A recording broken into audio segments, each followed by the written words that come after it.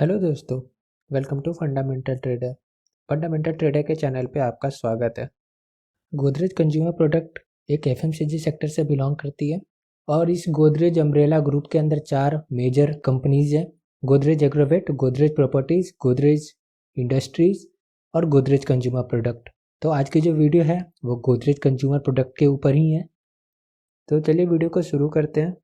और आपके सामने मैं 3 टाइम फ्रेम की एनालिसिस करना चाहूँगा, डेली, वीकली और मंथली, क्योंकि ये जो 3 टाइम फ्रेम है ये मुझे ट्रेंड बताती है आने वाले दिनों में क्या ट्रेंड हो सकती है। तो चलिए देखते हैं। आपके सामने मैंने ये डेली चार्ट लगाई है।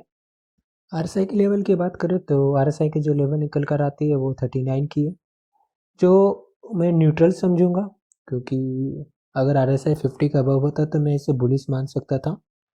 अगर एमएससीडी की तरफ देखेंगे तो एमएससीडी की तरफ एक बुलिश क्रॉसओवर बन चुकी है, एक मोमेंटम बुलिश की तरफ बनने की सिग्नल हो चुकी है। और अब चलते हैं वीकली चार्ट की तरफ। तो वीकली चार्ट पे अगर हम देखें तो वीकली चार्ट पे आरएसआई की जो लेवल निकल कर आ रही है वो 44 की है और आरएसआई जहाँ पे बियरिश है। अगर एमएससीडी की तरफ देखें तो यहाँ पे भी एक बियरिश क्रॉसओवर बनी है, मोमेंटम भी बियरिश है। कैंडलस्टिक पैटर्न की बात करें तो कैंडलस्टिक पैटर्न को भी देखने से लग रहा है यहाँ पे बियरिश है, क्योंकि ये लोअर लो को ब्रेक करती जा रही है। बट पॉइंट ये भी है कि ये एक इम्पॉर्टेंट सपोर्ट जोन पे है अभी, और यहाँ से अब एक अपसाइड मूव आ सकता है। अगर मंथली चार्ट पे हम चलकर देखें तो मंथली चार्ट पे जो आरएसआई की लेवल निकल कर आ रही है वो 50 की है। और अगर एमएससीडी की तरफ देखें तो एमएससीडी पे एक बुलिश क्रॉसओवर बना है, एक मोमेंटम बुलिश है। तो आपके सामने मैंने डेली, मंथली और वीकली चार्ट पे ट्रेंड को देखा। तो डेली चार्ट पे जो है वो मुझे न्यूट्रल लगी है मार्केट, वीकली चार्ट पे कंप्लीट बियरिश है और मंथली चार्ट पे भी मुझे न्यूट्रल लगती है। और देखिए ये पूरी एफएमसीजी के सेक्टर अभी न्यूट्रल पे है। एफएमसीजी इंडेक्स को भी देख लोगे तो वो आपको न्यूट्रल दिखाई देगा। तो अभी ये कंप्लीट न्यूट्रल और साइडवेज चल रही है मार्केट। लेकिन ये बात को भी आप समझ लो कि अभी भी इसमें कोई बड़ी मूव नहीं आई है एफएमसीजी में। आप फर्मा देख लो, निफ्टी 50 देख लो, बैंक निफ्टी देख लो, केमिकल सेक्टर देख लो, मतलब कोई भी मेटल सेक्टर देख लो, कोई भी सेक्टर देख लो, सब में एक बड़ी मूव आ चुकी है। लेकिन एफएमसीजी में अभी भी मूव नहीं आई है। और अगर एफएमसीजी के अंदर ऊपर की मूव आती है तो आप ये मान के चलिए 100% की मूव कहीं नहीं गई है। गोदरेज कंज्यूमर में ही सिर्फ मुझे 40% की अपसाइड मूव दिखाई देती है। अगर ये अपने हाई को भी टच करती है तो 40% की मूव है।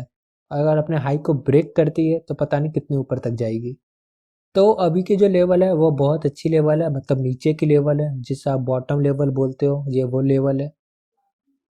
तो यहाँ पे मैं बोलूँगा कि आपको इस टाइम में कुछ शेयर्स आपको बाय करके रख लेना चाहिए। अगर ये ऊपर चलती है आप पिवोट यूज कर सकते हो, और जब कभी भी पिवोट को ब्रेक करती है आप वहाँ पे एवरेज कर लो। अगर प्राइस नीचे जाती है तो एवरेज बिल्कुल मत करना, ये गलत तरीका है। प्राइस जब ऊपर जाती है तब आप एवरेज करते जाओ और स्टॉप लॉस को ट्रेल करते जाओ।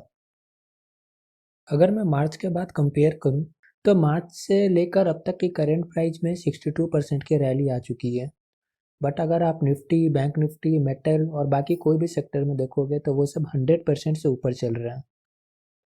तो आप सोच लो कितने ऊपर चल गए हैं और एफएमसीजी अभी भी डाउन है।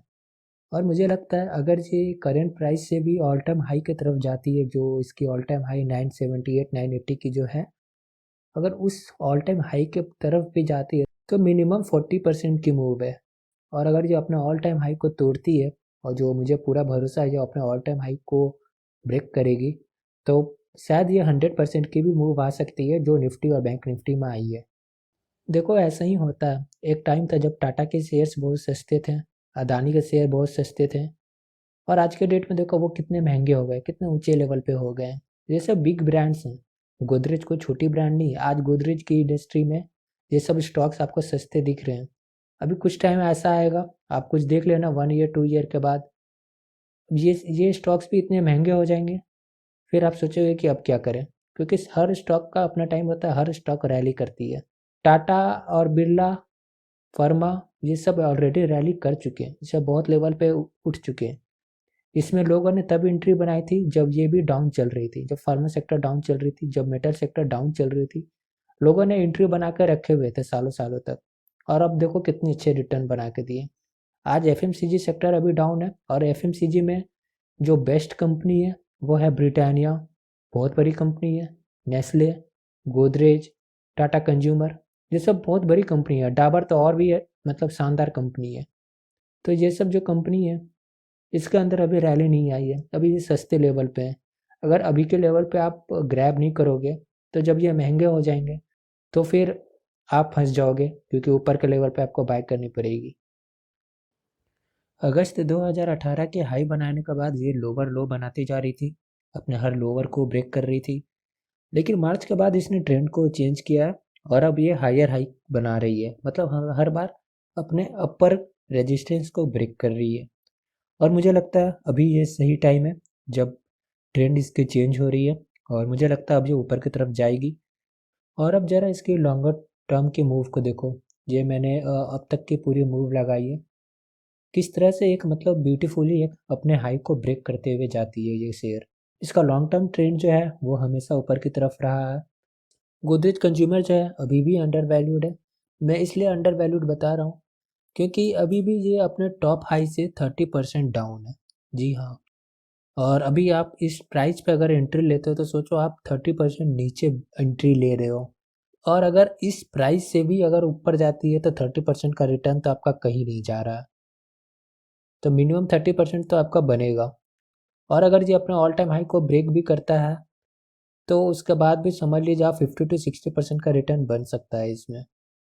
प्रॉब्लम बस यहाँ है कि गोदरेज कंज्यूमर के अंदर जो 700 की लेवल और 660 की लेवल, ये जो 40 रुपए की लेवल है ना, इस लेवल में बहुत ही बार ये कंसोलिडेट हुआ है। मतलब ना ऊपर जाती है मार्केट, ना यहाँ से नीचे जाती है। मतलब ये एक डिफ़िकल्ट जोन है गोदरेज कंज्यूमर के लिए। लेकिन जब कभी भी इस रेंज को इसने ब्रेक किया है, एक बहुत बड़ी मूव दी है, मैंने एरो मार्क से इंडिकेट किया है। और अगर मैं गोदरेज कंज्यूमर की बिजनेस की बात करूँ तो आप देखिए ये गोदरेज कंज्यूमर की जो प्रोडक्ट्स है, गुड नाइट आप सबको पता है, गोदरेज एक्सपर्ट जो हेयर के लिए है, रूम फ्रेशनर है, हिट है, गोदरेज नंबर वन, सिंथॉल, मतलब सोप, मतलब ये एफएमसीजी की सेक्टर में ही वर्क करती है। और इंडिया के बाद सबसे ज़्यादा जो रेवेन्यू आती है वो इंडोनेशिया से आती है, और उसके बाद अमेरिका से। अफ्रीका में इसकी बिजनेस काफ़ी पॉपुलर है हेयर को लेकर, क्योंकि क्योंकि ये हेयर को लेकर काफ़ी अच्छे प्रोडक्ट्स बनाती है, और अफ्रीका में काफ़ी फेमस है इसके प्रोडक्ट्स, क्योंकि अफ्रीका में सैलून्स बहुत ज़्यादा चलते हैं, तो सैलून्स के प्रोडक्ट्स बनाने में ये एक्सपर्ट है। तो सेल्स की कोई प्रॉब्लम नहीं है इसके अंदर। कभी सेल्स डाउन होते हैं, जैसे अभी पिछले आप बात करोगे 2-3 साल से, तो इसके सेल्स जो हैं वो डाउन चल रहे हैं। बट इसका मतलब ये नहीं कि कंपनी को नुकसान हुआ है। प्रॉफिट में कमी आई है, प्रॉफिट उस तरह से प्रॉफिट नहीं बन रही है जो 2017 में बन रही थी इसकी प्रॉफिट। और देखिए ये सभी कंपनी के अंदर एक ऐसा फेस आता है जब उसकी रेवेन्यू, उसकी सेल्स थोड़ा डाउन होती है। आप कोई भी कंपनी को देख लो, टीसीएस की भी स्टॉक देख लो, एक टाइम आता है जब वो कंसोलिडेट हो जाता है, नीचे आ जाती है, और फिर अपने ऑल टाइम हाई के ऊपर चली जाती है। कोई भी स्टॉक उठा लो, क्योंकि और फिर टाटा में भी देखो, टाटा का टाइम था जब टाटा की सेल्स डाउन थी, टाटा के सारे स्टॉक के प्राइजेस नीचे चल रहे थे, फिर अचानक से प्राइस ऊपर जाने लगी क्योंकि सेल्स बढ़ने लग गए, और आप देखो ऑल टाइम हाई पे चली गई है। अगर मैं रिटर्न ऑन इक्विटी की बात करूँ तो रिटर्न ऑन इक्विटी 23%, ये बहुत ही अच्छी रिटर्न ऑन इक्विटी है एफएमसीजी के अंदर। वैसे ब्रिटानिया और हिंदुस्तान यूनिलीवर के रिटर्न ऑन इक्विटी इससे ज़्यादा अच्छा है, बट ये भी बहुत अच्छा है, क्योंकि हिंदुस्तान यूनिलीवर वो प्रोडक्ट का मैन्युफैक्चरिंग नहीं करता है जो गोदरेज करता है, ब्रिटानिया ये काम नहीं करता है जो गोदरेज करता है। सबका अलग अलग सेगमेंट है, सब अलग अलग अपने सेगमेंट में वर्क करते हैं, और सब अपने सेगमेंट में लीडर है। गोदरेज अपने सेगमेंट में लीडर है। गोदरेज जो सैलून के प्रोडक्ट बनाती है, हेयर के प्रोडक्ट बनाती है, उसमें वो लीडर है, उसके कंपटीशन में भी कोई नहीं है। डेप्ट की माने तो 317 पॉइंट करोड़ है, 317 करोड़ की डेप्ट है। लेकिन अगर मार्केट कैपिटल की बात करें तो 70,000 करोड़ की मार्केट कैपिटल है इसकी। चलिए अगर मैं नेट सेल्स की बात करूँ तो सेल्स जो है वो कंटिन्यू अप ट्रेंड में है पिछले क्वार्टर से, दिसंबर के बाद। मुझे लगता है अब जैसे जैसे इकोनॉमी की ईज होगी, इकोनॉमी में वर्क बढ़ेगी, और इसके सेल जो है प्री कोविड वाले लेवल पे पहुंच जाएगी। नेट प्रॉफिट जो है वो भी पॉजिटिव है, आप देख लीजिए। चलिए अब सबसे इम्पोर्टेंट बात कर लें, गोदरेज कंज्यूमर की रिजर्व्स की। देखिए ये रिजर्व्स ही बहुत काम आते हैं। आप कभी भी किसी कंपनी में इन्वेस्ट करते हो तो उसके पहले उसके रिजर्व को देख लो, क्योंकि ये रिजर्व ही है जो कंपनी को बचाती है। कल को कंपनी अगर बैंकरप्ट हो गई तो इसके ये रिजर्व ही काम आएंगे। और अगर आप देखिए ये जो टोटल रिजर्व्स है ना, ये हमेशा इंक्रीजिंग है। मतलब गोदरेज हर बार, हर क्वार्टर में, हर ईयर में वो कुछ पैसे बचाकर अपनी एक सेफ्टी वॉल्ट में डालता है। ये टोटल रिजर्व एक सेफ्टी वॉल्ट ही है हर कंपनी के लिए। और उसके टोटल है लिएबिलिटीज़ को भी देखिएगा तो 8,600 करोड़ की है। मतलब बस कुछ ज़्यादा नहीं है, 1.5% है जितनी की टोटल रिजर्व है उसकी। कुछ 3,000 करोड़ ज़्यादा है 8,600 करोड़ की लिएबिलिटी। मतलब ये लिएबिलिटी मतलब ये कंपनी को देनी है, कंपनी को देनी है। कंपनी का हो सकता है कंपनी ने डेप्ट लिया हो बॉन्ड्स में। जो इंटरनल लिएबिलिटीज़ होती है कोई भी कंपनी के अंदर, आप कॉर्पोरेट के अंदर आपको लिएबिलिटी मिलेगी। कोई ऐसी कंपनी नहीं होती है जिसके पास लिएबिलिटी नहीं होती है। आपको मैं इसकी कंपेयर करके दिखाता हूँ टीसीएस से, टाटा मोटर्स से भी कंपेयर करके बताऊंगा आपको। आप देखो फिर आपको बहुत अच्छे से समझ आएगा। ये देखो ये टीसीएस की टोटल रिजर्व है। उसकी रिजर्व में अभी जो सेफ्टी वॉल्ट है, सेफ्टी चेस्ट है, उसमें 73,900। मतलब ये सोच लो अगर टीसीएस कभी बैंकरप्ट होती है तो इसके पास ऑलरेडी इतने पैसे है कि वो अपने पैसे को चुका सकती है। कल को इसके पास बहुत ज़्यादा लोन भी हो गया तो ये अपने सेफ्टी वॉल्ट से निकाल के पैसे को चुका सकती है। तो ये है टोटल रिजर्व। तो ये पैसे वो इन्वेस्ट नहीं करते, ये पैसे कंपनी के लिए, सेफ्टी के लिए है। कंपनी को कभी भी ज़रूरत पड़ी इमरजेंसी केस में तो ये पैसे निकाल कर यूज कर सकती है। टोटल लिएबिलिटी की बात करें, टोटल लिएबिलिटी है टीसीएस की 1,02,000 करोड़। देखिए ये भी मुझे लगता है कुछ 1.2 हाँ 1.2 या 1.3 टाइम्स है। और गोदरेज कंज्यूमर के भी वही है कुछ 1.3 टाइम्स है। और यहाँ पे भी देख लीजिए। तो इसलिए टीसीएस को ब्लू चिप बोलते हैं क्योंकि इसके पास इतना पैसा है कि इसे कोई टेंशन ही नहीं है फ्यूचर की। ऑलरेडी पैसे जमा करके रखा है ना, 74,000 करोड़। तो सेफ्टी वॉल्ट है इसकी, क्या प्रॉब्लम है इसको। और गोदरेज कंज्यूमर के भी देख लो 5,000 करोड़ तो सेफ्टी वॉल में रखा है वो। और अब मैं आपको टाटा मोटर की दिखाता हूँ। ये देखो आप टाटा मोटर के रिजर्व जो है वो कंटिन्यू रिजर्व जो है वो डिक्रीजिंग है। पहले जो थी वो 22,000 करोड़ की थी और अब की जो 2021 की जो रिजर्व है ना वो 17,000 करोड़ की है। अब देख रहे हो किस तरह से डिक्रीजिंग ऑर्डर में है।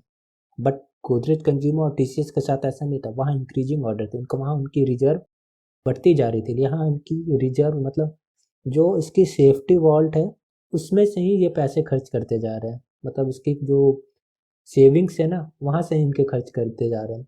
और अगर इसकी लिएबिलिटी देखोगे, जो पैसे इसे देने हैं वो देखो वो इंक्रीज होती जा रही है।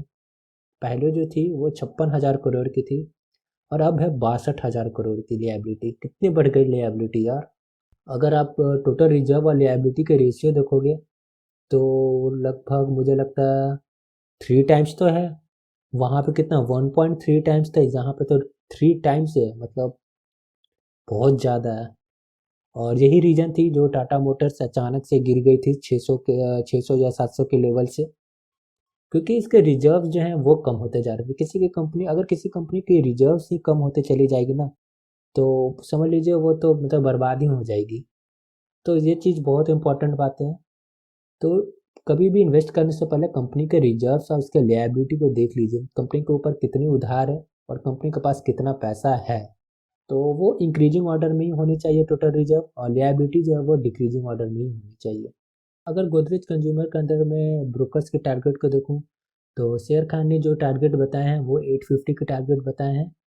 गोदरेज कंज्यूमर के अंदर अगर आपको फ्रेश एंट्री बनानी है तो आप 710 के ऊपर में बाय करना, इसके ऊपर क्लोजिंग होनी चाहिए। मंथली रेजिस्टेंस जो है वो 750 की है, तो पहली टारगेट तो 750 की आप बना सकते हो। वीकली रेजिस्टेंस जो है वो 694 की है। और अगर मैं ऑल टाइम टारगेट की बात करूँ तो 800 प्लस की ऑल टाइम टारगेट है। तो दो लेवल्स को याद रखिएगा, 750 और 694 और 710। 710 के ऊपर बाय है, 694 एक इम्पॉर्टेंट रेजिस्टेंस है, उसके बाद 750 एक इम्पॉर्टेंट रेजिस्टेंस है। अगर आप मूविंग एवरेजेस को यूज करते हो तो 200 EMA पे रेजिस्टेंस मिल रही है और अगर ये 200 EMA के ऊपर क्लोज हो जाती है तो आप वहाँ से बाय कर सकते हो। अगर आप चाहो तो मेरे साथ टेलीग्राम चैनल पर जुड़ सकते हो, लिंक मैंने कमेंट में पिन कर दिया है और डिस्क्रिप्शन में भी बता दिया है। चैनल फ्री ऑफ कॉस्ट है, कोई भी सर्विस के लिए कोई चार्ज नहीं है, सब कुछ फ्री है और ये चैनल आप लोगों के लिए ही बनाया गया है। देखिए ये सब तो लोगों की सोच है, पर पैसा आपका है, दूसरे की सोच पे विश्वास नहीं कर सकते। बस आप अपना एनालिसिस कीजिए, आपको क्या लगता है आप डिसाइड कीजिए आप क्या करना चाहते हैं। अभी के लिए अगर बस मेरा वीडियो अच्छी लगे तो लाइक और सब्सक्राइब करके मोटिवेट ज़रूर कीजिए। जी आप डिसाइड करेंगे कि आपको बाय करना है या नहीं करना है, पैसा आपका है। मैं ये नहीं बोल रहा कि आप मेरे बताए गए शेयर्स पे बाय करें, आप अपना एनालिसिस खुद करें, आप अपने एडवाइजर से सलाह लें। अगर आपको लॉस या प्रॉफिट होता है तो इसमें मेरे या मेरे चैनल की कोई रिस्पॉन्सिबिलिटी नहीं होगी।